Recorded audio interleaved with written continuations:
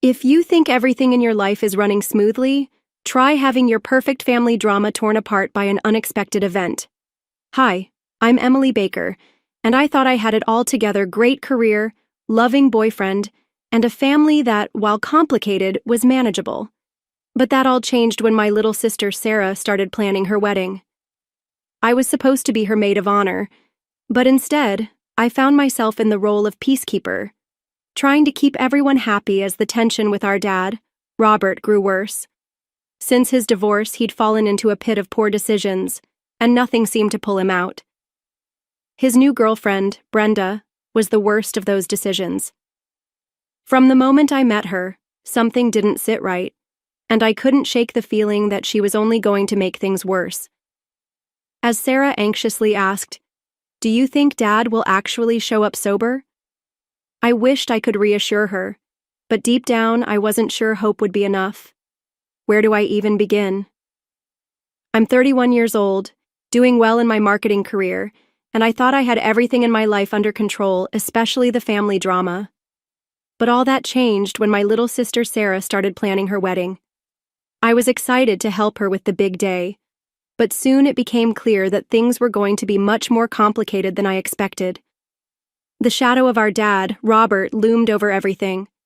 Ever since his divorce, he hadn't been the same. He had spiraled into a pit of alcohol and poor choices, and nothing seemed to pull him out. Among the worst decisions, in my opinion, was his new girlfriend, Brenda. From the very first moment I met her, I got an uncomfortable feeling in the pit of my stomach. There was something off about her that I couldn't quite explain. One afternoon, Sarah and I were out picking flowers for the wedding, and she turned to me with worry clear in her eyes. "Emily, do you think Dad will actually show up sober?" she asked, her voice full of hope yet laced with doubt. I tried to reassure her, even though I wasn't sure I believed the words myself. "I really hope so," I said, my tone careful. "For your sake, I do. But deep down, I wasn't sure hope would be enough." As the wedding day neared, I found myself in a role I didn't expect: less of a maid of honor, more of a referee, constantly trying to manage everyone's emotions and keep the peace. My boyfriend, David, was my rock during all of this. He kept reminding me to breathe and let go of control. "Babe, you can't control everything," he'd say, his voice steady and calm. I know, I'd reply, though my mind never fully calmed. But if Dad ruins this day for Sarah, I'll never forgive him. Little did I know, things were about to get much worse. About a week before the wedding, I met up with my best friend Laura for coffee. Laura had always been the one I could count on, the voice of reason, and I needed her more than ever. "What's really going on with you and Brenda?" she asked, giving me a look that told me she already suspected something was off. I lowered my voice and glanced around as if someone might overhear. "There's something not right about her, Laura. The way she latched onto Dad so quickly, always whispering things in his ear. And get this, I overheard her on the phone talking about some big score coming up." Laura's eyes widened. "You think she's scamming him?" "I don't know," I admitted, my stomach tightening. "But I'm going to find out." That conversation lit a fire inside me, and I couldn't let it go. I spent late nights scrolling through social media, making quiet phone calls to Dad's old friends, trying to piece together any information I could find. The more I uncovered, the more I realized I was unraveling a web I wasn't sure I wanted to get caught in. Then, the day before the wedding, Sarah and I were at the venue, making some last-minute checks, when Dad and Brenda showed up unannounced. They strolled in like they owned the place. "Daddy!" Sarah squealed, rushing over to hug him, her voice full of warmth. I stayed back, watching them with a growing unease. Brenda's eyes were darting around the room, as if she was taking inventory, sizing up everything. Dad, slurring his words, pulled Sarah into an embrace. "My little girl all grown up," he said, his voice thick with alcohol. My heart sank. He was already drunk, and the wedding hadn't even started yet. I could feel the weight of everything crashing down on me. This wasn't just a wedding anymore, it was a battlefield. And I was standing in the middle of it, watching as the people I loved most seemed to spiral out of control. "Robert, darling, let's go check out the bar," Brenda said smoothly, giving me a smug glance as they walked away together. I felt a surge of anger rise up in me, but I tried to keep it together for Sarah's sake. Sarah turned to me, her eyes shimmering with unshed tears. "Emily..." I didn't let her finish. I pulled her into a hug, whispering, "Don't worry, sis. Tomorrow is about you and Matt. Nothing's going to ruin it. If only I had known how wrong I was. They say there's always a calm before the storm." Well, our storm was brewing, and it was about to hit with the force of a Category 7 hurricane. As I stood there holding my baby sister Sarah close, I made a silent promise to myself no matter what I would protect her happiness. At the time, I had no idea that I'd be fighting for much more than just a perfect wedding day. The ceremony itself was beautiful. Sarah looked absolutely radiant, and for a brief moment, all the family drama seemed to disappear. Standing beside her, watching her exchange vows with Matt, I felt a flicker of hope. Maybe, just maybe, we could get through this day without any problems. I wanted so badly for Sarah to have one perfect day, but that fragile hope was shattered the moment we walked into the reception. I saw him almost immediately. Dad standing by the bar, already drunk, with Brenda clinging to him like a lifeline. My heart sank. "You okay?" David whispered, sensing my unease. "I've got to hold it together for Sarah," I muttered, forcing a smile. But deep down, I knew it was only a matter of time before something went terribly wrong. As the night wore on, the tension in the room became unbearable. Dad's laughter grew louder, his movements more and more sloppy. Brenda's eyes kept scanning the room, a strange gleam in them that made my skin crawl. Something wasn't right, and I could feel it. "Emily, Dad's making a scene," Sarah whispered, her voice filled with worry. "I'll handle it," I said, trying to sound confident. I walked over to where Dad was attempting a very unsteady Macarena, stumbling and laughing like nothing was wrong. "Dad, let's get some fresh air," I suggested, trying to stay calm. "Nonsense," he slurred. "I'm celebrating my baby girl's big day." He tried to twirl but nearly fell over. Brenda appeared at his side, tightening her grip on his arm. "Leave him alone, he's having fun," she said sharply. "This isn't about fun, it's about showing respect for Sarah on her special day," I replied, trying to keep my voice steady. Brenda's eyes narrowed as she sneered. "You think you're so perfect, don't you? Always trying to control everything." The argument escalated quickly. We moved to a quieter corner of the room, but our voices kept rising with each exchange. "You don't know anything about our family," I spat at her, my patience gone. "I know one thing," she hissed. "Your daddy prefers my company over yours." Something inside me snapped. "Is that before or after you drained him of his money, Brenda?" I shot back, my voice trembling with anger. Her face twisted with rage, and before I could react, she lunged at me, taking off her heeled sandal and swinging it at my head. For a moment, everything seemed to slow down. I felt the sharp impact as the heel connected with my temple, pain radiating through my skull. People screamed, and chaos erupted around us. Guests screamed and scattered, chairs were overturned, and the whole scene became a blur of noise and movement. Through the mayhem, all I could focus on was Sarah. How had it come to this? I had promised to protect her happiness, but now her wedding day was turning into a nightmare. I saw Sarah's horrified face as Matt held her back. Security burst into the chaos, quickly restraining Brenda as her enraged screams filled the air, hurling obscenities at anyone daring to approach. It was utter pandemonium. I stood paralyzed, my mind struggling to process what had just unfolded. The police arrived soon after, leading Brenda away in handcuffs, but the scene remained seared into my mind. For a split second, I locked eyes with Dad. He stood there, looking more broken than I'd ever seen him. His face was pale, haunted by the weight of what had just transpired. That was the moment it hit me. Nothing would ever be the same again. The days that followed felt like an endless blur, each one bleeding into the next. Between the police reports, interviews, and sleepless nights, I was caught in a nightmare I couldn't wake from. Every sound, no matter how small, made my heart race. The image of Brenda charging at me with that sandal, fury in her eyes, replayed in my mind, again and again, each time more vivid than before. David, my constant support, became my anchor.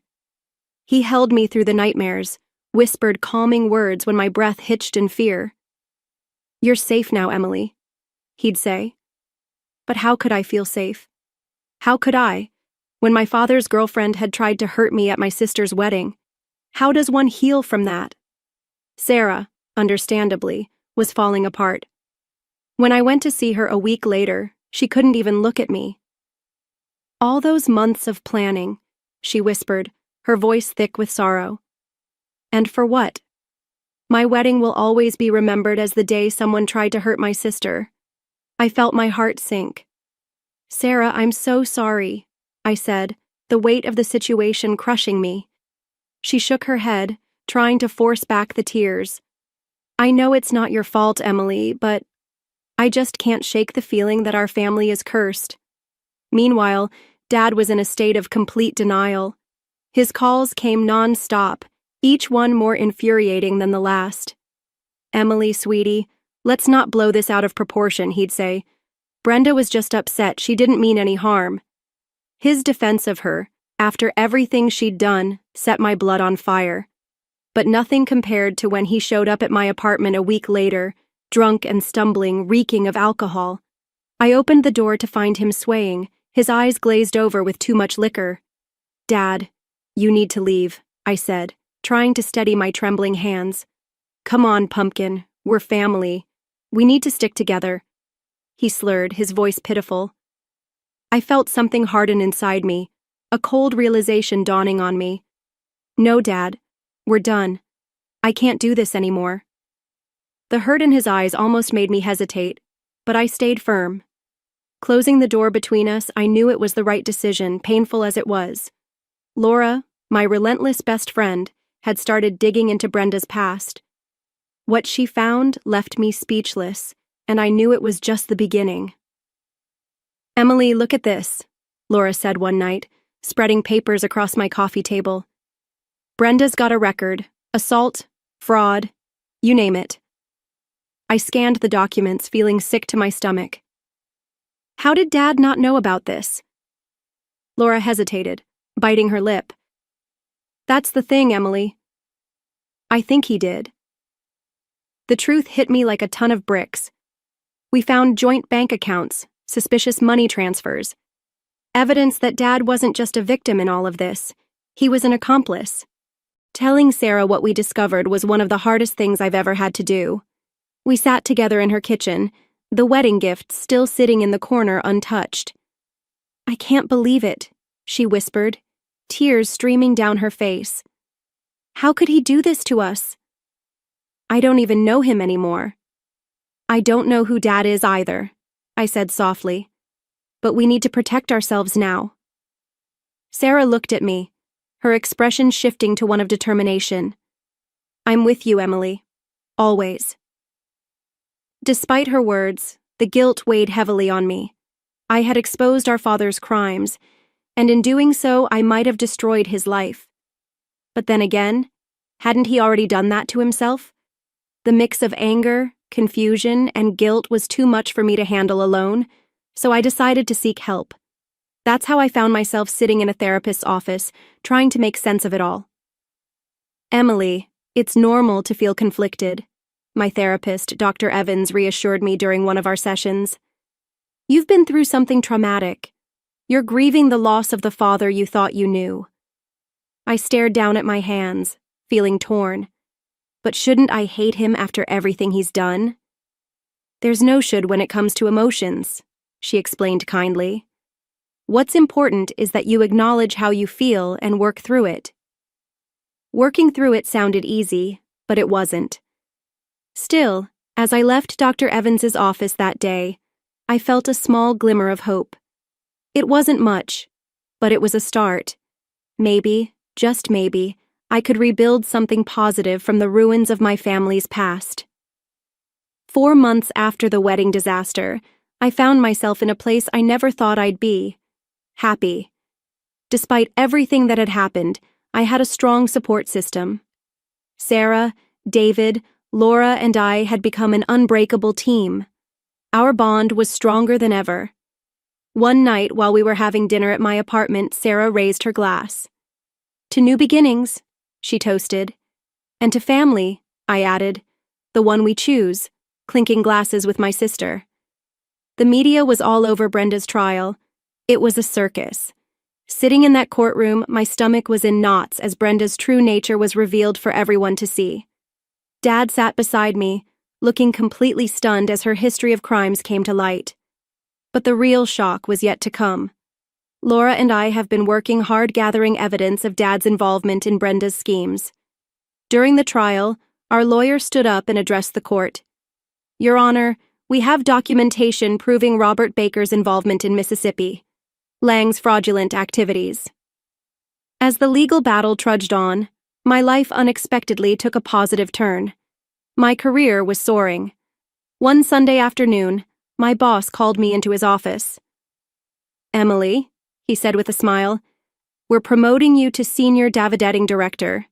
Your resilience and creativity this past year have been remarkable." I left his office in a daze, feeling like I had been handed a lifeline amidst the chaos.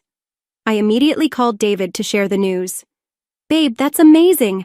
I'm so proud of you!" His excitement was contagious, and for the first time in a long while, I felt like I was finally gaining some solid ground. Amidst all the turmoil, Sarah and Matt made a beautiful decision. They chose to renew their vows. This time, it was a small, intimate ceremony in their backyard, surrounded only by their closest friends and family. "Second time's the charm," Matt joked, making Sarah laugh as they exchanged rings again. Watching them, I felt a wave of peace wash over me. We were healing, one step at a time. The day of Brenda's sentencing arrived, and the courtroom was charged with tension. I sat there, reflecting on how far we had come since that fateful wedding day. The pain and betrayal we had faced were heavy, but somehow, we had come through it stronger. We were moving forward. It wasn't easy, but we had found our way back to each other. The storm had passed, and now, we were finally finding peace again. When it was my turn to speak, I stood up to deliver my victim impact statement. My hands shook, but my voice remained steady. "The scars from that night run deep," I began, "but they have made me stronger." My gaze locked on Brenda, and I knew this was my moment to reclaim my life. I'm here today not as a victim, but as a survivor. As Brenda was led away in handcuffs, a deep sense of closure filled me. It was as if a painful chapter of my life was finally being sealed. But the real celebration came a month later. Sarah, Matt, David, Laura, and I gathered at my favorite restaurant to celebrate my promotion and everything we had overcome together. "To Emily," Laura raised her glass, her smile wide. "The strongest person I know." I couldn't let her finish without adding to the toast. I looked around at the faces of those who had stood by me during the hardest year of my life. "To all of us," I said, my voice thick with emotion, "for showing me that family isn't just about blood, it's about loyalty and love." As we laughed and shared stories, I felt something shift inside me. I realized how much had changed. The past year had been a nightmare, but in an unexpected way, it had also been a gift. It taught me who really mattered, revealed how strong I could be, and gave me the courage to cut out the negativity and toxic influences in my life. Sitting there, surrounded by love and happiness, I finally knew that this was my happy ending. It wasn't perfect, and it came with scars, but it was real, and that made it beautiful. For the first time in a long time, I felt hopeful about the future. I was grateful for the family I had found, and the strength I had rediscovered within myself.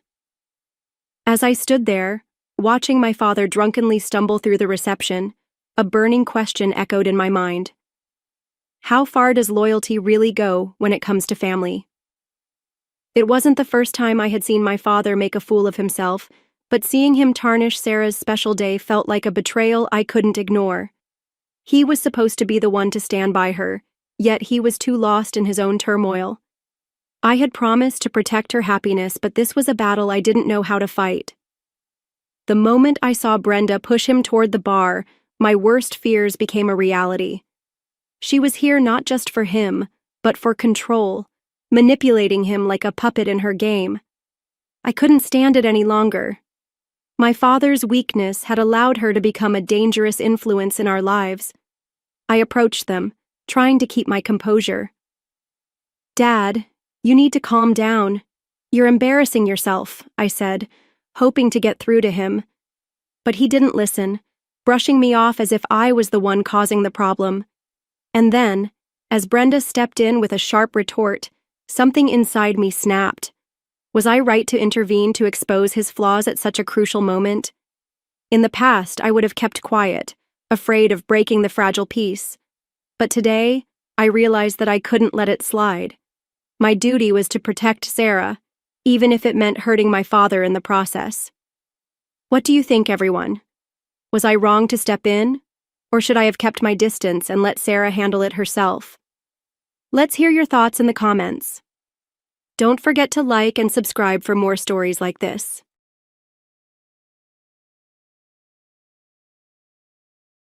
Wait a second. Why are you attending the ceremony? Are you here by chance? My brother's fiancée demanded, her tone icy. Oh, Elaine, what do you mean? I replied nonchalantly. When you have a poor family, your status drops. Maybe you should all just leave, she continued, her dark words stark against her pure white wedding dress. Poor family? Status drop? What is she even talking about?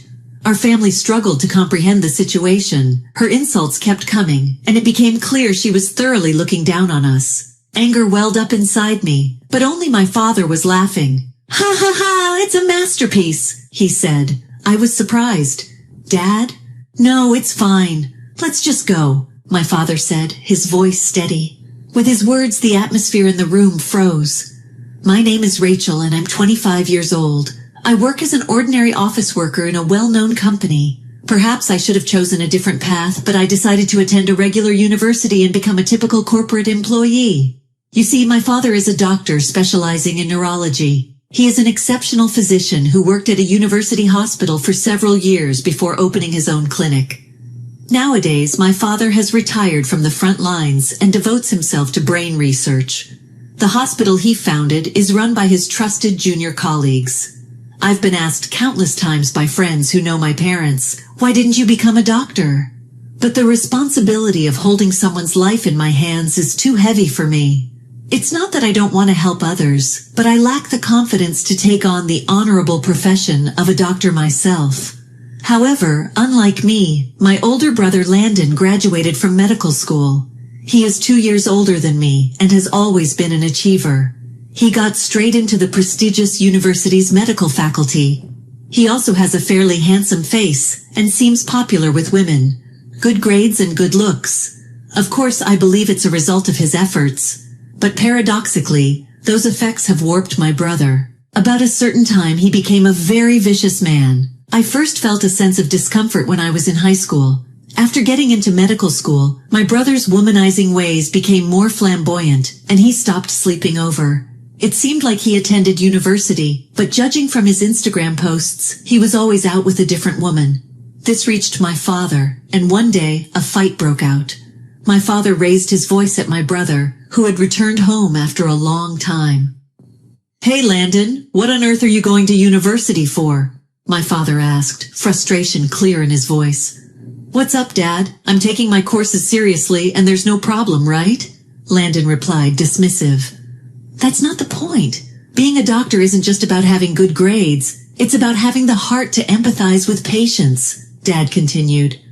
Oh, come on, Dad. That stuff is boring. You know, nowadays, as long as you have the skill, you can become anything. Stop talking like some passionate teacher. I'm just not good at those kinds of things, you know. Don't interfere with your son's actions, Landon replied smugly.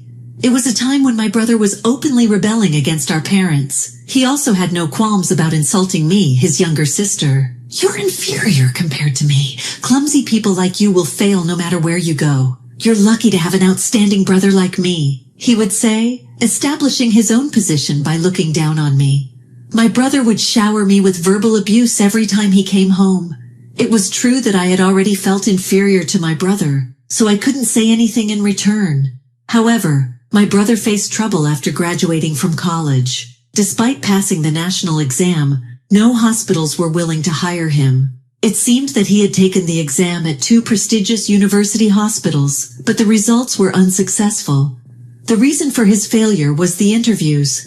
I heard from acquaintances of my father at both hospitals that my brother's remarks during the interviews were unbearable. Despite having little practical experience, he had a condescending attitude toward others. He made statements about how he could contribute to the hospital's revenue if hired. Moreover, he mocked my father's motives of empathizing with patients. Upon learning all of this, my father had my despondent brother Landon work at our hospital. "Huh? Why me?" Landon asked, clearly annoyed. "You haven't found a hospital that will accept you yet, have you? Once you find one, you can go there. Until then, train at our hospital," my father responded firmly. "Damn it," Landon muttered, clearly irritated. But to be frank, his anger was misplaced. After all, my father had actually taken him in when he had nowhere else to go. Whether as a father or as a doctor, I couldn't discern my father's true feelings. Either way, I believe he wanted my brother to become a doctor who could empathize with patients. However, my brother never responded to our father's feelings. Even now, working at our father's hospital, he continued to receive complaints from patients. My brother remained unchanged, always acting like a king in the hospital. He probably boasts about being the son of a former director and spreads rumors that he will be the next director. Would my father's true feelings reach him one day? While I was filled with such anxieties, my brother brought a woman home. "Mom, Dad, this is my fiancé," he announced. Both my parents and I were frozen in surprise by this sudden visit. "Nice to meet you all," she greeted us. She had a neat appearance, but there was something unsettling about her. I felt uncomfortable with her smirk as she observed our family. Who is this person? It feels weird meeting her for the first time. I hope it's just my imagination. Is she going to become my sister-in-law? Despite my indescribable feelings, my brother's marriage proposal continued to progress. Although my brother had been living alone at that time, he started visiting home regularly after the engagement was announced. However, it was not to spend time with the family.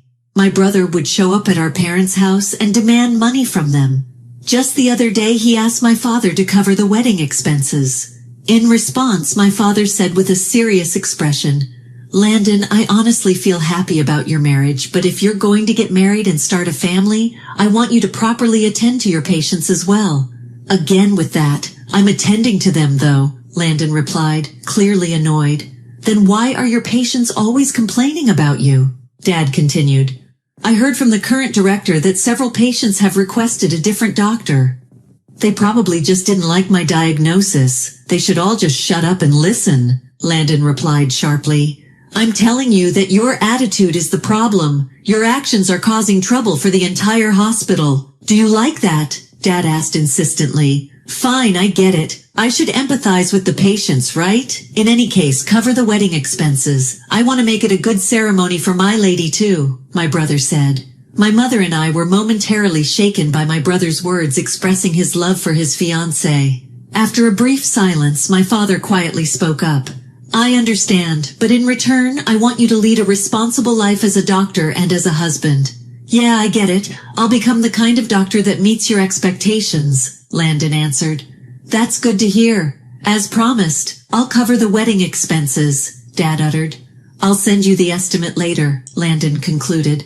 A few days later, he received the estimate, and it was a staggering $60,000 for the wedding. Seeing the high cost, I immediately questioned my father. "Wait, Dad, are you really going to pay such a high amount for the wedding? A wedding is a once-in-a-lifetime event. Besides, when he said he wants to make it a good ceremony for his partner, he struck a chord with me," my father replied. "Dad, I think you are just being deceived by my brother," I argued. Now, don't say that. He is reflecting on his actions in his own way, he reassured me. Reflecting? My brother? That's hard to believe, I objected. Don't worry, Rachel. For a wedding, we'll cover the expenses, right? Dad continued. That's not the issue. Oh well, if you are okay with it, then so am I concluded. Although I had concerns about my brother's attitude, I wasn't the one paying the money. If my father believed in my brother, that was all that mattered. I decided not to interfere any further. However, the anxiety didn't disappear and continued to bother me. On a day off while I was out shopping in town after a long time, I encountered my brother and his fiancée. As soon as our eyes met, they approached me with smirks on their faces. Hey Rachel, long time no see, my brother greeted me. You are coming to the wedding, right? It's next month. Yes, we're family after all, I replied. Seriously, it's going to be a lavish ceremony. Look forward to it, he continued. Oh, and make sure you prepare a proper monetary gift, okay? Even though at this point I was thinking about money, I'll prepare it. Before my brother could respond, Elaine spoke up. Rachel, do you know how much is customary to give as a monetary gift? She asked. Well, yes, I looked it up just in case, I answered. Look, about that, please don't give less than $3,000, she stated. Huh? I asked, perplexed. I mean, you're siblings, so the least you can give is $3,000. It's common sense, you know, she added. Common sense? I had never heard of such common sense before. When I checked online, the average monetary gift for siblings was around $500 to $700. Even though I had planned to give $1,000 thinking it would be troublesome if I was told otherwise, now she was demanding an amount far beyond that. It's enormous to ask for such a large monetary gift from your brother's sister-in-law. This person is just as lacking in common sense as my brother. Frankly speaking, Elaine's words disgusted me. It reminded me of that unpleasant feeling when we first met at home. My intuition was right. I was correct that I would be dealing with an extraordinary person as my sister-in-law. When I discreetly consulted my parents at home, they both agreed that $1,000 was sufficient. It would be troublesome to be criticized later, but I decided to firmly give $1,000. A month later, on the day of the wedding ceremony, I put on an unusual green dress and went to the venue. To be honest, I didn't really like my brother or his wife, but as I stepped into this space filled with a celebratory atmosphere, those feelings were momentarily forgotten. The venue was adorned with splendid decorations and delicious food. The ceremony itself was quite luxurious and time flew by in an instant. Next was the star of the fourth section. The bride and groom would go around each table taking pictures. Elaine and my brother came to our family table wearing disdainful smiles and stopped. Hold on a second, Elaine began. What's with you casually attending as if it's normal? Having a poor family lowers one's status, you know. Can you just leave already? She brazenly declared. At that moment, an emotion I had never felt before welled up inside me. What did she just say? A poor family. Us. Unforgivable. How can she casually say something like that about her own spouse's family? Her words left not only me but also my parents speechless. Beside them, my brother chuckled. I demanded an explanation. Hey brother, what's going on? Why would Elaine say something like that? Why? Isn't it the truth? Unlike me, who belongs to the winning side, you guys are losers. As the future head of the hospital, I've already won in life, he uttered. My brother held his belly and laughed uproariously. On the spot, I couldn't comprehend how he could say such a thing with such audacity. We are the losers? What on earth is he talking about? It's all thanks to our father that my brother is able to work right now. In the silence that enveloped our family, Elaine spoke in a loud voice that could be heard by everyone around. You guys, how long are you going to keep sucking up to Landon? Isn't it embarrassing for parents to pamper their son like that? What are you talking about, sister-in-law? I asked. You too? I don't know where you work, but I bet it's some low-end company, right? I just checked it and the wedding gift envelope only had $1,000 in it. Well, the parents are the same, aren't they? They are trying to get their hands on the money just because their son is talented and the future head of the hospital. That's why I can't understand poor families like yours, Elaine declared venomously. Future head of the hospital? I asked, surprised. Exactly. Landon has been bought by the current hospital director where he works, and it's already decided that he will be the next head, Elaine finished. With her nose held high, my sister-in-law spouted nonsense. By her side, my brother also looked at us with a triumphant expression. It seems that my brother had convinced Elaine that our family was poor and hopeless. Father's a day laborer, mother works part-time, and as for me, I'm an unknown temp worker at some company. As for my brother, he had been boasting to his hospital colleagues that he had a close relationship with the director and that he was the future head. The current director seemed to be completely unaware of such matters and was extremely surprised to hear this right now. As the venue started to buzz with whispers, my brother and Elaine simply smirked with an unprecedented grin. Father suddenly burst into laughter, his voice echoing throughout the venue. "Ha ha ha, this is a masterpiece," he pronounced. "Dad," I said. "Now it's all good. Let's go, dear," my father responded. "Huh? Go where?" I asked. "We've been led to believe we're not welcome here because we are a poor family," he added firmly. But upon hearing the conversation between father and me, my brother and his wife chimed in, "Just leave already." They tried to drive us out. Then father turned toward my brother and spoke. "Hey, I don't know why you had to tell such lies, but keep your boasting in check." "Huh? What are you talking about? I'm not boasting." Landon made excuses. "Is that so? Well then, as the future head of the hospital, you should be able to find another place to work, right?" Saying that, father called over the current hospital director who was present at the venue and whispered something to him. Confirming the director did nod, father delivered his final word to my brother. "You're fired as of today. Find another place that will hire you."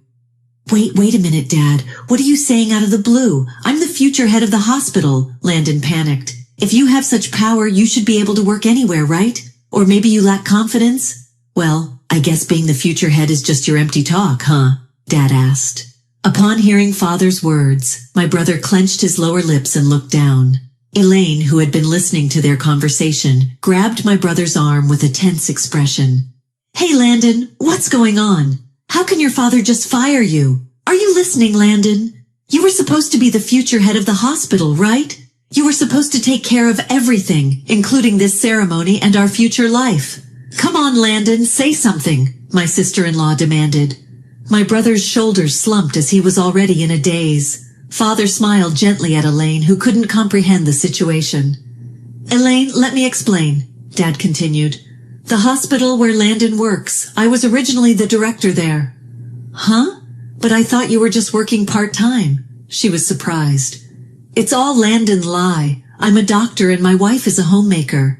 Rachel works as an office clerk at a leading company in the industry," he added. "A lie? What do you mean?" Elaine questioned. "We're not poor at all. On the contrary, we actually hired Landon, who failed in his job search in the hospital. Of course, I never intended to make him the director. With this incident, I'm certain that my judgment was wrong. I can finally fire my son, so that means I'm going to dismiss Landon, and I won't pay a single dollar of this $60,000 for the wedding," Dad concluded. Ignoring the pale-faced Elaine, father spoke to my mother and me. "Shall we go?" We nodded firmly and started walking toward the exit. Meanwhile, only Elaine's angry shrieks echoed through the venue. Since the ceremony was subsequently cancelled, the guests, who had witnessed the whole exchange of speeches, began to leave one by one, taking their cash gifts. The wedding expenses not only didn't get covered, but went into a complete deficit. It seems Elaine had quit her job with the intention of becoming the future hospital director's wife, leaving both her and her husband unemployed. Even after using up all their savings, they couldn't afford the $60,000 wedding fee and ended up in debt. Now they both work multiple part-time jobs and are searching for full-time employment. Despite being a doctor, it's unlikely that my brother will find the same hospital to employ him with his current condition. As for our family, we never talked about my brother since then. My parents no longer worry about him and live with smiles on their faces every day. Even if you're intelligent, if you can't understand others' feelings, your own success in any field is limited. I believe that the ability to interact with people is more important than how much you can study. Like my father, the model of being a person who can empathize with others, I'll strive to become one from now on.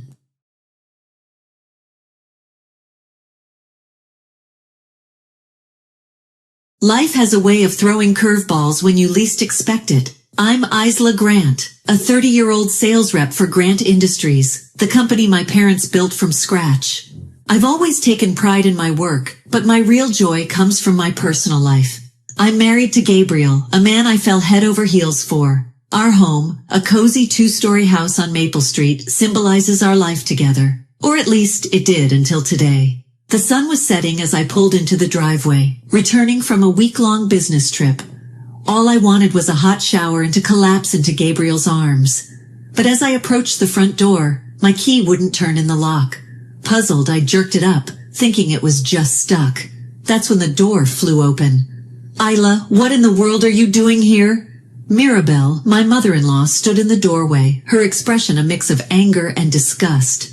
I live here, Mirabelle. Why can't I get in? What's wrong with the lock? I asked, trying to keep my voice steady. You don't belong here anymore, you beggar. Mirabelle's voice was harsh, her words slicing through me like a knife. Mirabelle, what are you talking about? I was utterly confused. Instead of answering, Mirabelle shoved a crumpled newspaper into my hands and slammed the door in my face. My heart was racing as I unfolded the paper. The headline was like a punch in the gut. Grant Industries bankrupt, court seizes assets. I couldn't believe what I was reading. This had to be some kind of sick joke. Fumbling with my phone, I dialed Gabriel. He answered on the third ring. Gabriel, please tell me what's going on. Why was I locked out? What's this about the company going bankrupt? His voice was cold, devoid of the warmth I was so used to. Stop acting innocent, Isla. You and your family are finished. I don't have time for this. Gabriel, please, I pleaded. You heard me. You're nothing but a beggar now. Don't call me again. The line went dead. I stood there frozen, the phone still pressed against my ear. Tears blurred my vision as the reality of his words sank in. My husband, the man I loved and trusted, had just turned his back on me. My family's company, the source of our livelihood, was apparently in ruins. And my own home, the place where I had felt safest, was now barred to me. The streetlights flickered on as I stumbled down the driveway, the newspaper clutched in my trembling hands. I needed answers, but more than that, I needed the comfort of my family. The walk to my parents' house was a blur. Each step felt heavier than the last, my mind a whirlwind of confusion and betrayal. As I reached the familiar front door of my childhood home, I braced myself. I was about to bring a storm into the peaceful lives of my parents, but I had nowhere else to go, no one else to turn to. With a shaky hand, I rang the bell, the events of the evening replaying over and over in my head like a broken record. The door opened, and there stood my father, Lincoln Grant, his face lighting up as he saw me. His smile faded when he saw the tears streaming down my cheeks. Isla, my dear, what's wrong?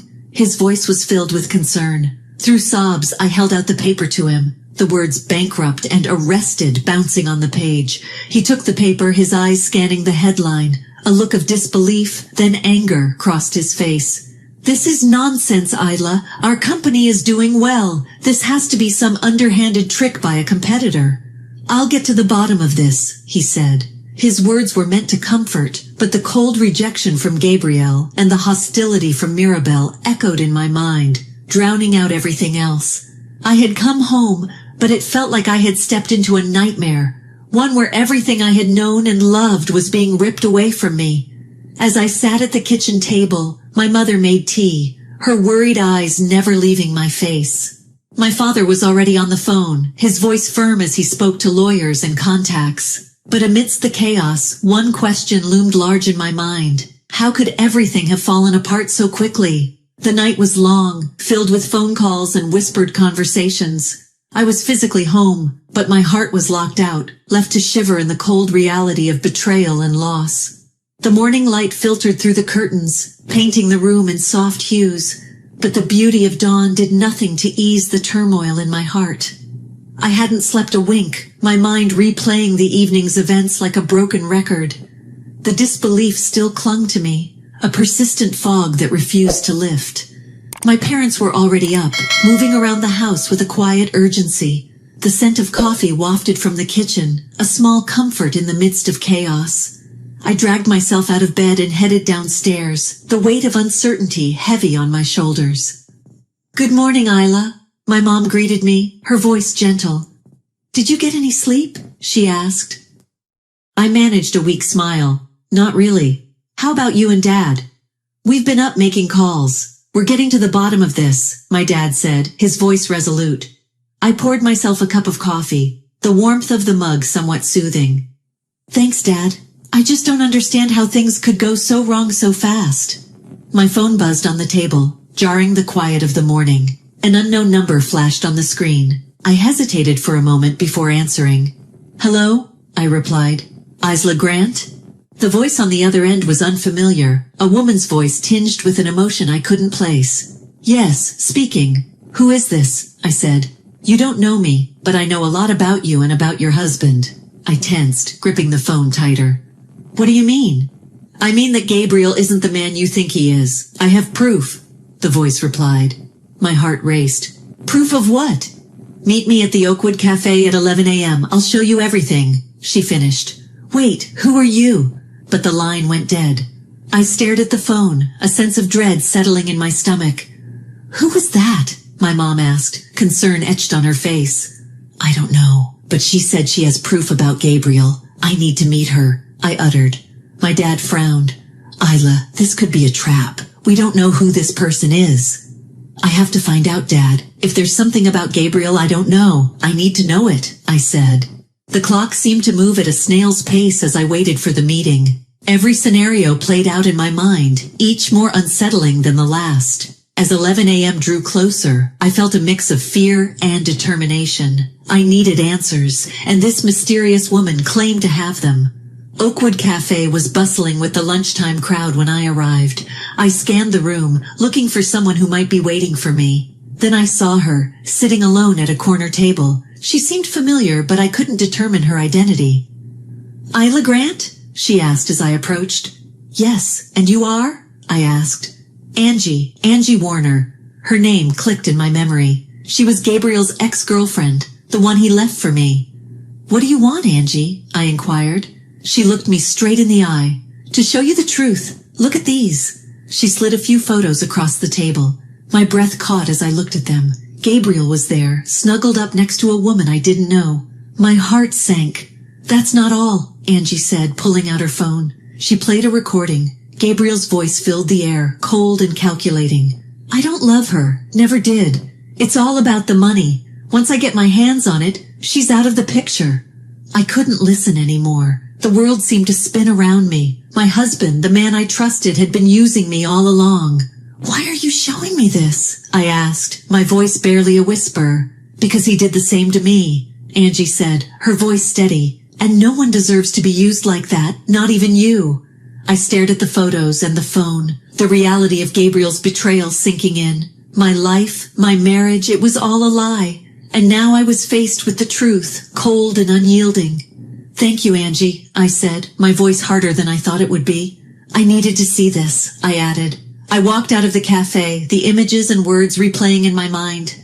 Gabriel had played me for a fool, but no more. It was time to confront the lie my life had become, and somehow, amidst the pain and betrayal, a flicker of determination took root. I would get through this, one step at a time. The drive to my parents' house was a blur. The trees and houses whizzed by as my mind raced back in time. It was strange how the present turmoil unearthed memories I thought were long buried. I remembered the day I met Gabriel like it was yesterday. It was at one of those high society parties my parents often dragged me to. Isla, you look lovely tonight, my mom had said, adjusting my dress. Try to mingle, dear. You never know who you might meet. And mingle I did, though reluctantly. That's when I saw him across the room, Gabriel. He was laughing at something, and I was struck by his charm. We got to talking, and it was like we clicked instantly. He was funny, attentive, and seemed genuinely interested in what I had to say. It wasn't long before he asked me out, and I said yes without hesitation. I was swept up in the whirlwind romance. He was everything I thought I wanted, charming, handsome, and he seemed to adore me. But there were signs. I remember his girlfriend at the time, Angie. I saw her confront him once. She was crying, accusing him of using me for my family's money. You only want her for her wealth, Angie had yelled, tears streaming down her face. I had dismissed it as jealousy. Gabriel assured me she was just bitter about the breakup. I wanted to believe him, so I did. We got married in a lavish ceremony. It all seemed like a fairy tale. My parents were happy, I was happy, and life was good, or so I thought. Now with Angie's revelation still fresh in my mind, I saw how blind I had been. I had ignored the warning signs, choosing to see only what I wanted. As I pulled into my parents' driveway, I braced myself. The once familiar place now seemed like a refuge from the storm that was my life. My parents were waiting for me, their faces etched with concern. "Isla, what's wrong?" my mom asked as I walked in. "I need to talk to you both. It's about Gabriel," I said, trying to keep my voice steady. We sat in the living room, the place where so many family memories were made. Now, it felt like the stage for a confession. "I met with Angie today, Gabriel's ex-girlfriend," I began, my heart heavy. My dad's brow furrowed. "What did she want?" "She showed me things, Dad. Photos of Gabriel with another woman and a recording. He used me for our family's money. He never loved me," I said heavily. The words hung in the air, a painful truth I had to face. My mom reached out, taking my hand. "Oh, Isla, I'm so sorry. We never thought he would do something like this. I should have seen it. There were signs, but I ignored them." My dad's face hardened. "We'll get through this, Isla. We'll figure it out together." I nodded, a lump forming in my throat. "I know. I just can't believe it's come to this." We sat in silence, the weight of betrayal and hurt filling the room. It was a moment of reckoning, a realization that the past was not what it seemed. But in that moment, surrounded by my parents, I also felt a sense of resolve. The journey ahead would be tough, but I wasn't alone. And with each step, I would find my way back to myself, to the life I deserved. A life free from lies and deception. With a heavy heart and a steely resolve, I returned to the house I once called home, my father beside me as a pillar of support. Mirabel, my mother-in-law, stood there with Gabriel, my husband. The moment they saw us, contempt painted their faces, and the insults began. "You've got some nerve showing up here, Isla, especially after your family's company tanked," Mirabel sneered, her voice dripping with false pity. Gabriel joined in, his words sharp as knives. "Yeah, what are you now, Isla? A beggar at our doorstep?" I felt a pang of hurt, but I steeled myself.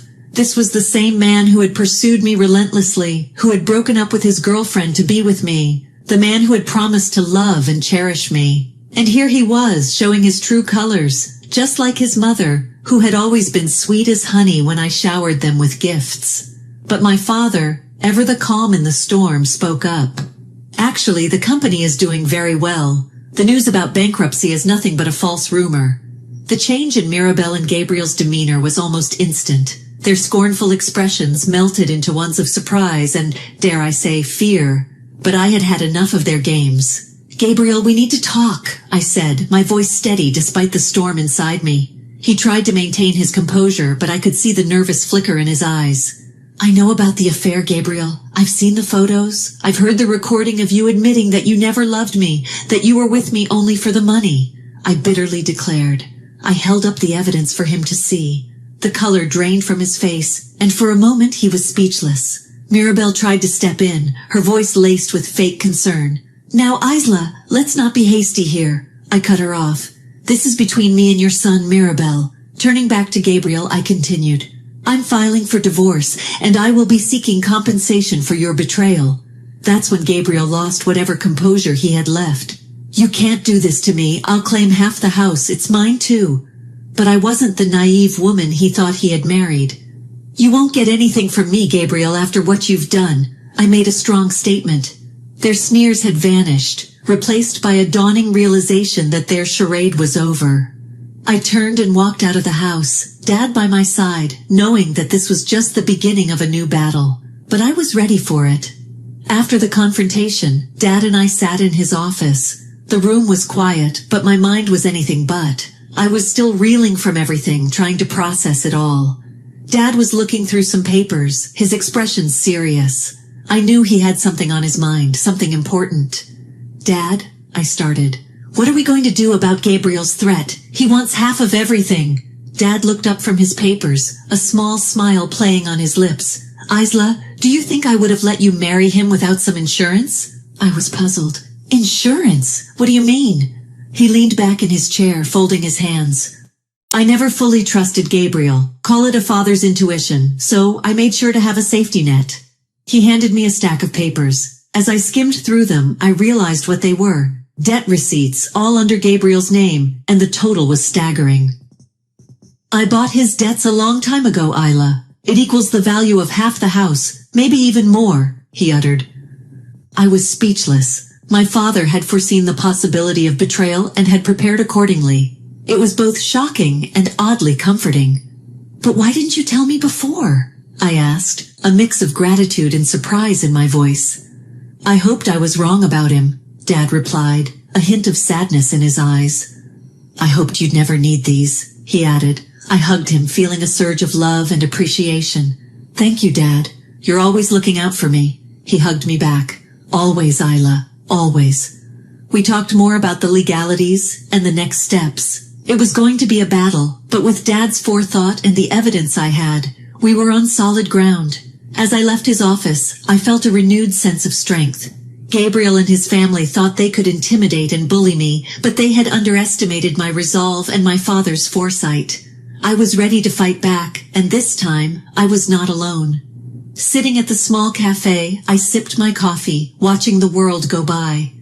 It had been a few months since the divorce was finalized. The court sessions were very dirty. Gabriel and Mirabel behaved extremely indecently. They cheated, lied, and accused me of all mortal sins. They themselves wanted to appear before the public as victims of circumstances. However, there was plenty of evidence of their dirty game. Gabriel got nothing, not even a penny from me. It was a victory, but it felt hollow. My best friend Estrella sat across from me, her eyes full of concern. You okay, Isla? She asked. I smiled strainedly. Yeah, just thinking about... I shrugged. Life, I guess. Everything that happened. Estrella reached out, squeezing my hand. You're so strong, Isla. Not everyone could have handled all that. I chuckled, but it didn't reach my eyes. Didn't have much choice, did I? You always have a choice, Isla, she said firmly. You chose to stand up for yourself. That's what matters. Her words were comforting, but I still felt a void inside me. Everything I thought I knew about my life had been turned upside down. The bell over the cafe door jingled, and I turned to see a familiar face. It was Angie, Gabriel's ex-girlfriend, the one who had warned me about him. She approached our table, hesitant. Hi, Isla, can we talk? She asked. I nodded and she sat down. I just wanted to say I'm sorry for everything, she began. I studied her face. There was genuine remorse there. It's not your fault, Angie. He fooled us both, I said. I know, but still, she sighed. I wish I had warned you sooner. Estrella watched the exchange, her brow furrowed. It's a messed up situation, she commented. We talked for a while, the three of us. Angie apologized again, and I forgave her. It was time to let go of the past. After Angie left, Estrella turned to me. So what now, Isla? I thought about it. The house was sold, the divorce was done, and the company was back on track. I think it's time for a fresh start, I said, more to myself than to her. Like what? Estrella inquired. I don't know yet. Maybe travel, see the world a bit, rediscover who I am away from all this drama, I replied. Estrella smiled.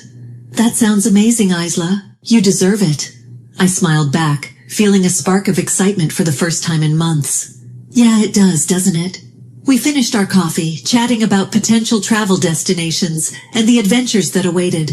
As we left the cafe, I felt lighter, like a weight had been lifted off my shoulders. Walking down the street, I felt the sun on my face and a gentle breeze in my hair. Life had thrown me a curveball, but I was still standing, stronger and wiser. It was time for new beginnings, time to explore and find happiness on my terms. As I walked, I realized that no matter what life threw at me, I had the strength to face it. The future was uncertain, but for the first time in a long time, I was looking forward to what lay ahead of me. And with that thought, I stepped forward into my new life, ready for whatever came my way.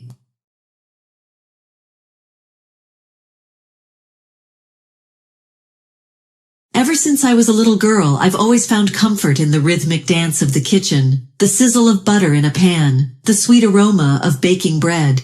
Cooking wasn't just a passion, it was my refuge. But little did I know that my love for cooking would lead me into a tangled web of family drama. It all started when I met Almond. He was charming, with a keen mind for business. running a high-end gadget shop in the bustling heart of the city.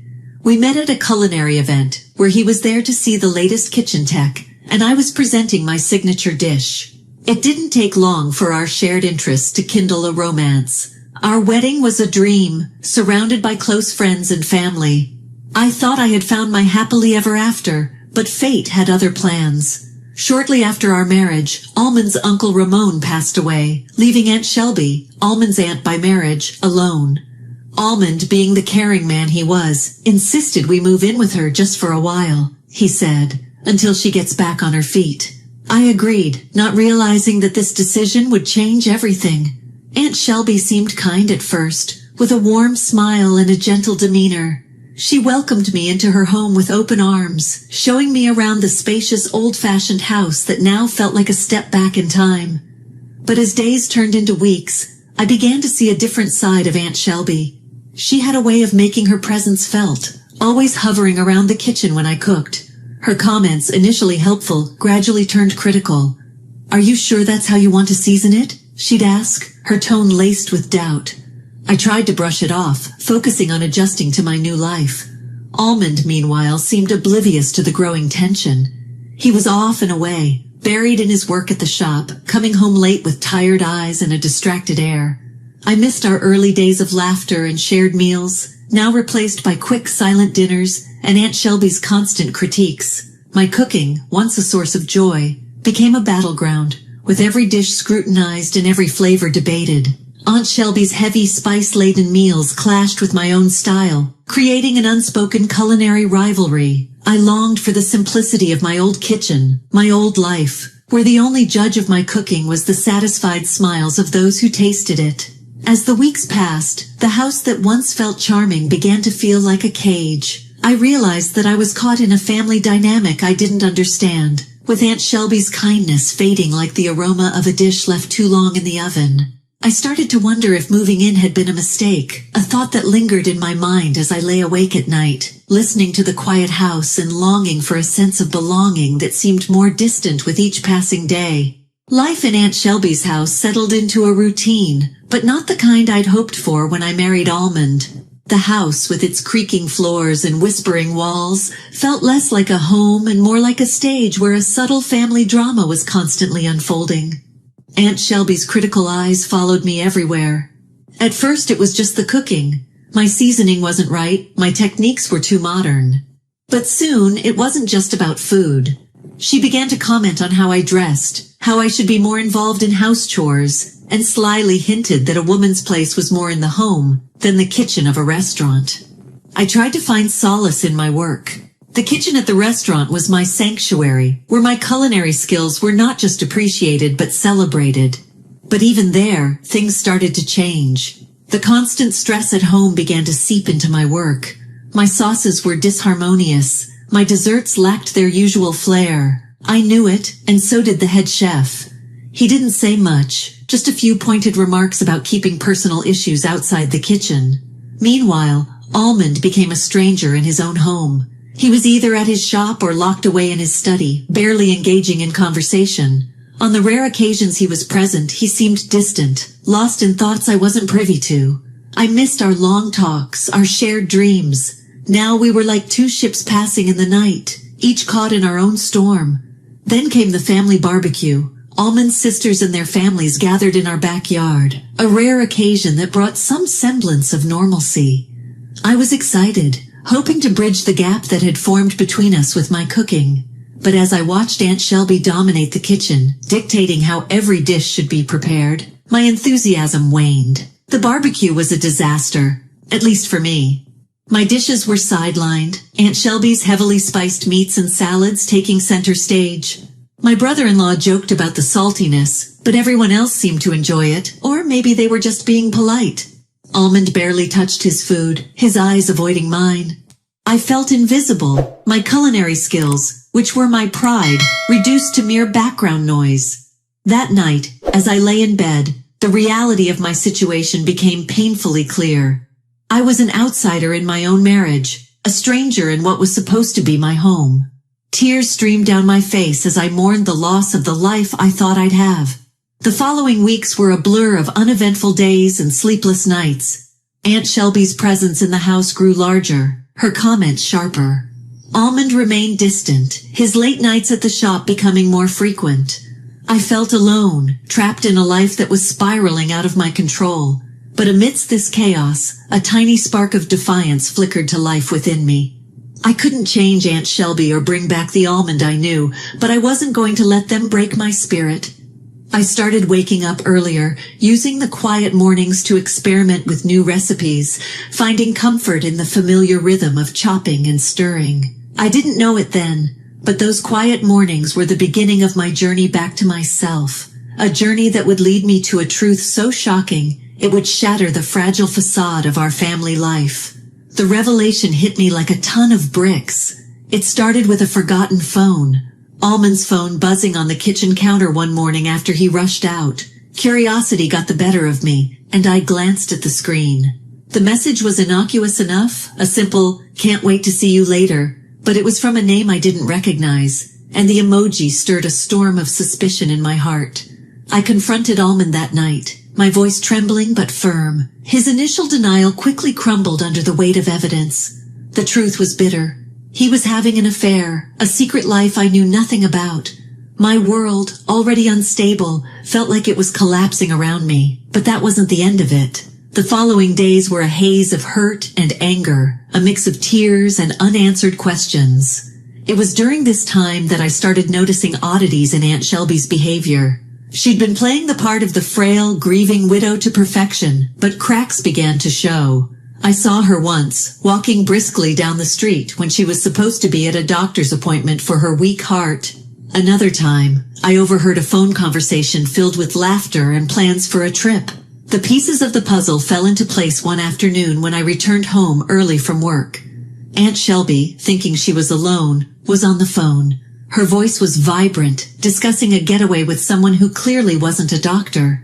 The frail, sickly widow was a facade, a role she played to manipulate those around her, including me. I felt betrayed, used, but more than that, I felt a fiery resolve taking shape within me. I wasn't going to be the victim in their deceitful play. I decided it was time to turn the tables and give them a taste of their own medicine. The perfect opportunity presented itself in the form of an upcoming family dinner. Almond's sisters and their families were coming over, a tradition that Aunt Shelby insisted we maintain. I volunteered to cook, a decision that surprised them both. Little did they know, I had a plan, a culinary masterpiece that would serve as the backdrop for my grand revelation. That dinner was going to be more than just a meal. It was going to be my stage where I would expose the lies and deceit that had poisoned my marriage and turned my home into a battleground. I spent days planning each dish, meticulously crafted to symbolize the truth I was about to unveil. The day of the dinner arrived and I felt a mix of nerves and excitement. This was my moment of truth. I was ready to expose them for who they really were in front of everyone they cared about. It was time for the curtain to fall on their charade. The day of the dinner was a whirlwind of emotions. I was on the verge of being exposed, but there was also an undercurrent of excitement. This was my moment to unveil the truth, to reclaim my voice that had been stifled under the weight of their deceit. The kitchen was my sanctuary, the one place where I felt in control. As I prepped the dishes for the evening, each one was more than just a recipe. They were symbols of the betrayal and pain I had endured. The spices and ingredients blended under my hands. Each stirring and chopping was an outpouring of emotion I held inside. The guests arrived, filling the house with laughter and chatter.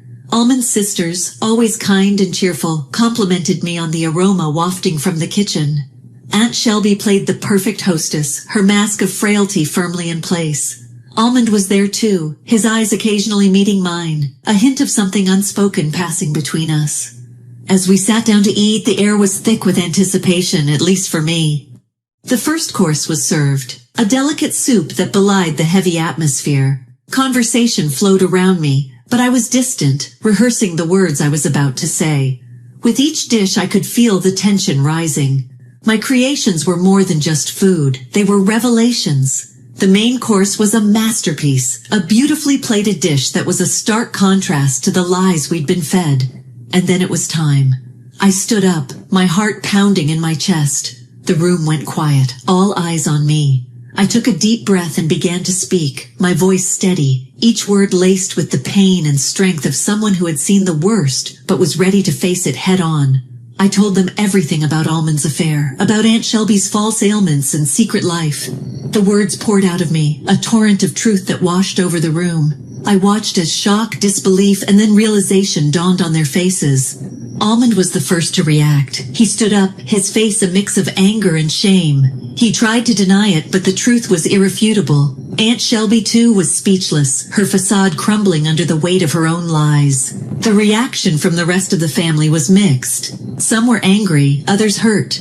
Almond's sisters were especially disappointed, their faces etched with betrayal.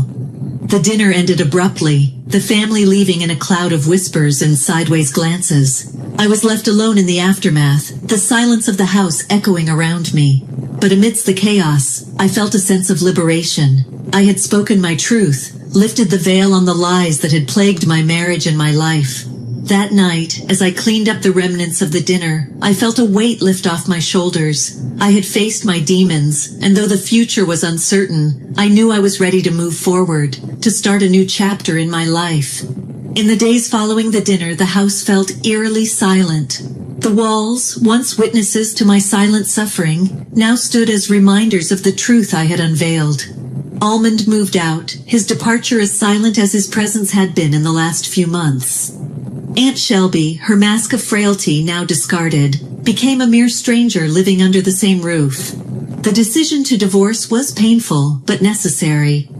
I met with a lawyer, the words irreconcilable differences echoing in my mind as I signed the papers.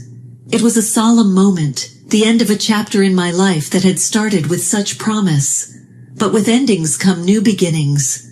Freed from the chains of my troubled marriage, I began to rediscover myself. I returned to the restaurant, my sanctuary, where I was greeted with warm embraces and understanding smiles. My colleagues, who had become like a second family, welcomed me back, no questions asked. Cooking, once a source of pain, became my healing. I poured my heart into my dishes, each recipe a step towards reclaiming the passion I had lost. The restaurant's patrons began to notice too. My dishes were not just food, they were stories of resilience, of a woman who had faced adversity and emerged stronger. The restaurant owner, seeing my renewed dedication and the popularity of my creations, offered me a promotion. I became the head chef, a role I had dreamt of but never thought possible in the midst of my personal turmoil. It was a testament to my journey, a recognition of my talent and perseverance. I also reconnected with old friends, people I had lost touch with during my marriage. They became my support system, helping me navigate the complexities of starting over. Their laughter and companionship filled my apartment, a stark contrast to the lonely nights I had endured. My divorce was finalized quietly, without fanfare.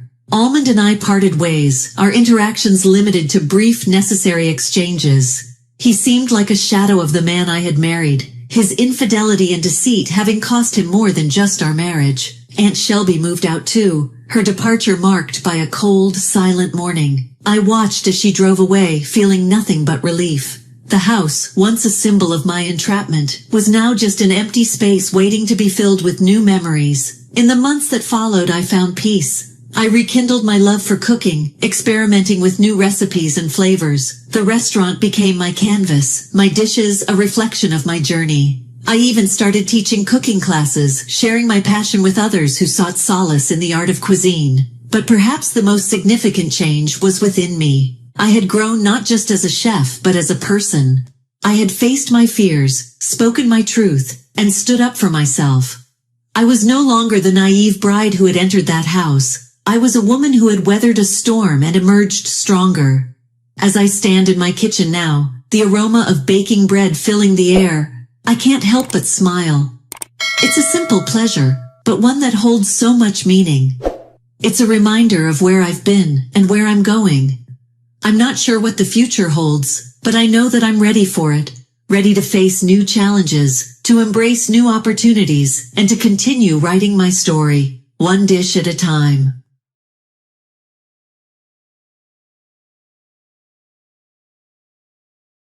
We're We're on Christmas break and you serve such a losing meal? Just how poor are you? My son's wife, Hannah, complained, her tone resembling that of a rebellious child. She stood in our kitchen, staring disdainfully at the dinner I had prepared. I thought she relied on us like her own parents, but I can't take this kind of treatment anymore. My name is Hallie, and I'm 62 years old. My only son, Frank, is independent, so my husband and I live peacefully together. Recently, I've been going to yoga classes and have taken up tennis as a hobby. Today, I was looking forward to having lunch at a cafe with some friends I met at tennis, and was going out with them. I'm going fishing with my buddies, too. If the timing works out, I'll pick you up in the car, so give me a call, my husband said as I got ready to leave. I can come back on my own, so it's okay. Have fun fishing. It will be troublesome if something happens. Call me, and I'll come to pick you up, I replied. My husband can be a bit overprotective, but he's truly kind to me.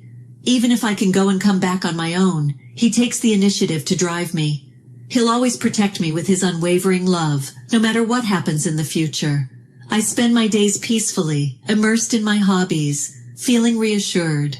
One day I received a message from Frank. I'm getting married to my girlfriend. I want to introduce her this Saturday. Are you free? Frank is a 30-year-old salesperson at a major telecommunications company. He's been busy with work lately and only comes home during the New Year holidays, so we haven't been in contact much.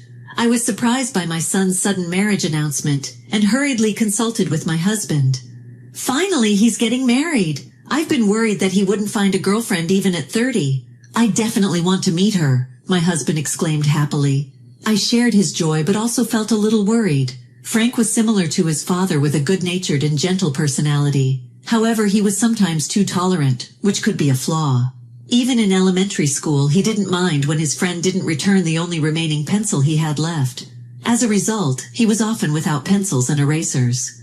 That child is too easygoing. I hope he can convey what he wants to say to his girlfriend clearly, I thought. With such worries in mind, we greeted the day of the meeting. The girlfriend that Frank brought was very tall, like a model, with a beautiful and elegant appearance.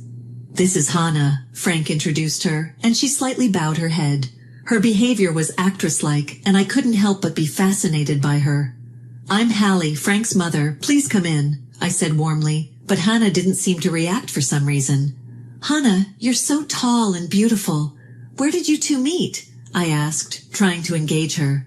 We were set up on a group date by a coworker. She was a waitress at the restaurant, and I visited her a few times while she was working. She was really beautiful and cute as she worked hard, Frank explained. You really have a thing for Hannah. It reminds me of when I was infatuated with your mother when we were young, my husband added, reminiscing.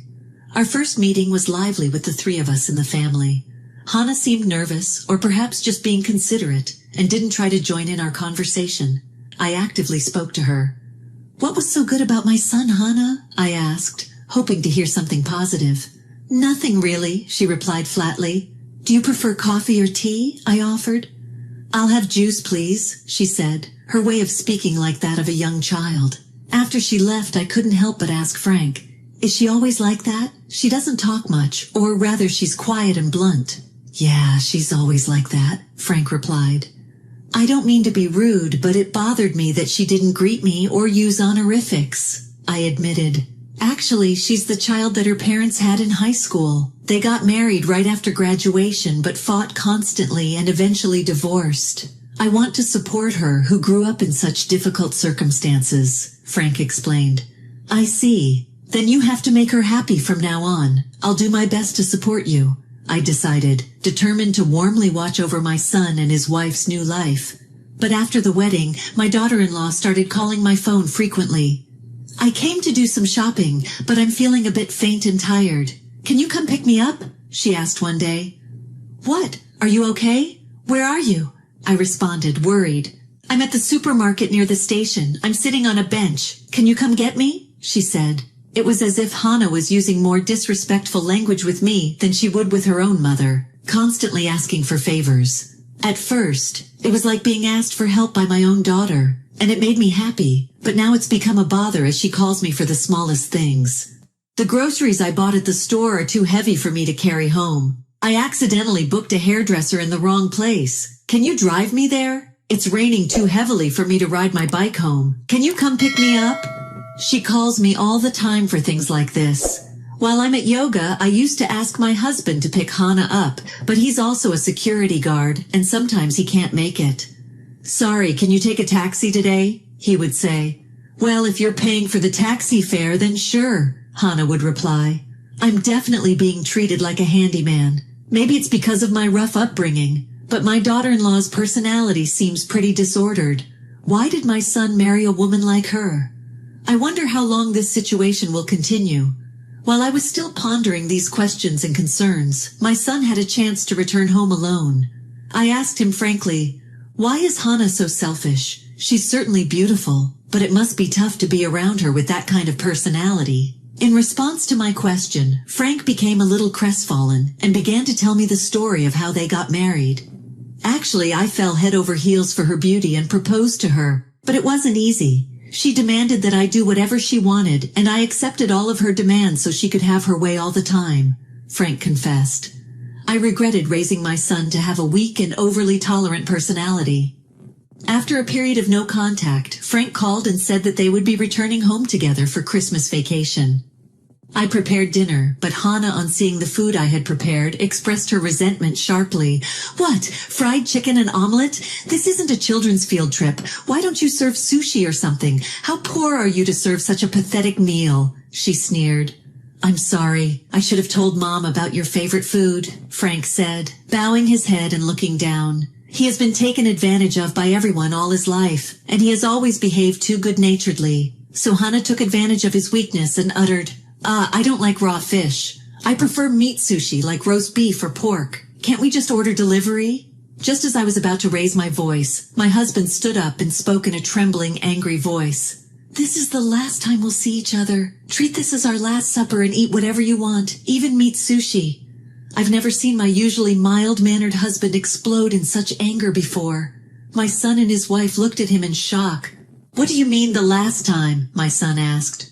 Just what I said, my husband replied. Your mother has been planning this day for a long time, making your favorite dishes like fried chicken, tamagoyaki, roast beef and cake. But your wife insulted her cooking and treated us like poor people. From this moment on, we cease to have relations with you, he finished. My husband must have finally reached his limit. It seems like he's determined to cut ties with them. What's the holdup? My daughter-in-law snapped. If you have roast beef or cake, bring them out. It's your fault for hiding them. Don't be so hard on yourself. The Frank's wife has decided to fearlessly attack me. If my husband has reached his limit, I will not hesitate to challenge this demon daughter-in-law. I'm sorry your favorite dishes aren't cooked. Do you have any requests? I asked. As I said earlier, meat sushi, the one with roast beef or prosciutto ham. Also, a gillo and caprese, she ordered without flinching at my anger. We're out of olive oil for a gillo, but we have red snapper and clams and all the ingredients for the aquapazza, so I'll leave the rest to you. I grudgingly pulled the ingredients out of the refrigerator and handed the pot to my son's wife. What are you asking me to do? She asked, holding the pot, frozen. It seems that my homemade dishes don't suit your taste, so let me see your skills as a housewife, I replied, deciding to delegate cooking duties. That's a good idea. You call my wife's cooking miserable and insult her by calling her a beggar. I'm sure you're a good cook. My husband supported me well. I am just a guest here, Hana muttered, trying to justify herself. Enough of that. Do as you're told, I barked, turning to her. She quivered at the sight of my fierce expression and quickly placed the pot on the stove. Make sure not to burn it. Start by washing the clams and removing the stems from the cherry tomatoes, I firmly explained. Seemingly intimidated by my stern attitude, Hana began to tap the shellfish with a fork. Shouldn't you soak the clams in salt water to remove the sand, instead of tapping them like that? My son asked, watching his wife cook with a puzzled expression. I don't know anything about that. And seriously, you're such a mean mother-in-law making me do all of this, Hannah said, feeling concerned. She threw her fork and stormed off. With her laughter from behind us, my sister joined the conversation. Well, you criticize someone else's cooking and call it pathetic, but you can't even remove the sand from clams properly. Not even a word of gratitude or manners like, thank you. You have no sense of decency, she remarked. My sister, who was visiting us over Christmas break, was a cooking instructor several years ago and is still a manners instructor. I was in the next room until just now, but your attitude and personality are really terrible. There are a lot of things I want to say, but first, what is that outfit? Are you here to play? My sister scolded. This outfit? It's Korean leggings that are in fashion right now, Hana replied defensively. And you think that's fashionable? How can you come to your husband's family home wearing something that looks like sleepwear? My sister asked, severely criticizing her complete lack of common sense. The way you behave, your choice of words, your clothing, everything about you is a complete mess. And yet the people of this house put up with you, my sister added. If you worry about a failure like me all the time, you'll lose your mind. That's why I just accept it as it is, I uttered. Encouraged by my sister, I also threw around rough words that I don't usually use. As they went back and forth arguing, my son and daughter-in-law started to get heated. It's because you keep complaining about Mom's cooking that we are in this situation, my son accused Hana. What's your problem? If you have something to say it to us, you old hag, Hana retorted to my sister. The problem is your attitude. Show some respect and manners, my sister insisted. They continued to argue back and forth, but then my husband shouted at them, putting an end to their fight. If you want to argue like this, do it somewhere else if you have something to say. Come back when you have calmed down and can talk normally. I'll listen to you once, but only once, he uttered. My husband glared at the two with a terrifying expression that I had never seen before. Overwhelmed by his rage, they scurried off in a hurry. A few days later, the two came to our house with solemn expressions, begging for forgiveness. Please don't discount or abandon us, my son pleaded. Your wife's behavior is unacceptable in and of itself, but you are no less ridiculous for putting up with it. Seeing you fawning over your wife who has no common sense or manners, I am appalled, my husband replied, still angry at my son for that day. He glared at our son.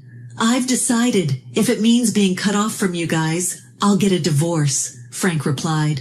It was a shocking statement from my son that we had not expected in any way. My daughter-in-law's eyes widened in surprise. What's wrong? You said you would protect me, didn't you? She asked. I thought so too, but then I became convinced that what my mother and aunt, they were right. I realized that you had no common sense. Your attire, language, and personality were all terrible, my son replied. What? Are you trying to make me the bad guy? Don't you care about me? Hana asked, frustrated. I'm just tired of dealing with you like this. My son continued in a voice so low it was almost a whisper. I'm tired of going to pick you up after shopping, bringing you money when you don't have enough, and getting called even at work if I turn off my phone. If I say no, does that mean I don't care about you? You said you would do anything I ask, but now you're angry at me, my son said. Finally, he exploded, accusing her of cheating on him. You didn't even consult me before giving my phone number to your wife. Please think about us and our situation, I said. That's right. It's a real pain. Deal with your own wife yourself. My husband spoke coldly, deciding to cut ties with his son and daughter-in-law. After cutting off contact with my son and daughter-in-law, my sister began to frequent their home. She claimed she was only there for tea, but in reality, she was giving my daughter-in-law strict etiquette lessons. As a result, my daughter-in-law became haggard and eventually came to my home to apologize. I'm sorry for everything I've said and done. She presented me with an envelope containing cash for the taxi fare and a token of apology, bowing her head as she did so. No matter how much you apologize, I will not forgive you. I coldly rejected her. She broke down in tears. My son and his wife were living apart and were about to start divorce proceedings. However, my daughter-in-law had lost contact with her own mother and had no place to go and no money to her name. Realizing the trouble her actions had caused others, she found herself in a desperate situation, but it was too late. The stormy days with my son and his wife passed. My husband and I returned to a peaceful daily routine of enjoying our hobbies. My son was so eager to get married that he actively started dating, and in no time he found a good match. His partner is a gentlewoman, skilled in cooking.